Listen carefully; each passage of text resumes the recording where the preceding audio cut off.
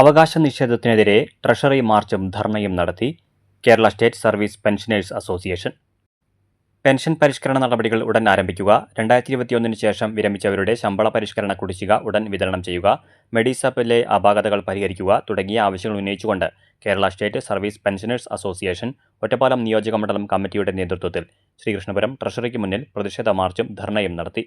ജില്ലാ president K Balakrishnan ഉദ്ഘാടനം ചെയ്തു. തെറ്റിദ്ധരിക്കപ്പെട്ട ഒരു സമൂഹമായാണ് പെൻഷൻകാരുടെ സമൂഹത്തെ ഇപ്പോൾ ഇടതുപക്ഷ സർക്കാർ മാറ്റിക്കൊണ്ടുവരുന്നത്. എന്ത് അന്യായമായ സംഖ്യ പെൻഷനായി വാങ്ങിക്കുന്നു എന്ന തരത്തിൽ ഒരു വ്യാഖ്യാനം നമ്മൾ അറിഞ്ഞും അറിയാതെയും സമൂഹത്തിൽ നടന്നുകൊണ്ടിരിക്കുന്നു.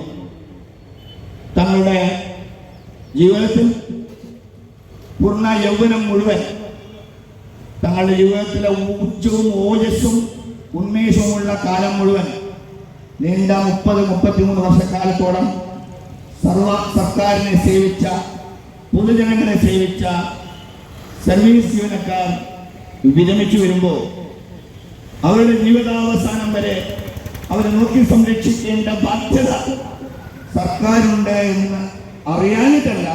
നിയോജകമണ്ഡലം വൈസ് പ്രസിഡന്റ് യു കുഞ്ഞായമു അധ്യക്ഷത വഹിച്ചു. V D Manikandan, V K Vasudevan, K Sivadasan, A Jnanambika, S Maya, Omana Unni, G K Babu Narayanan, George Joseph, C Madhavikutty, P T Thankavelu, P K Abdu, V Unnikrishnan, K Sreekumar, Unni Karimpuzha എന്നിവർ സംസാരിച്ചു.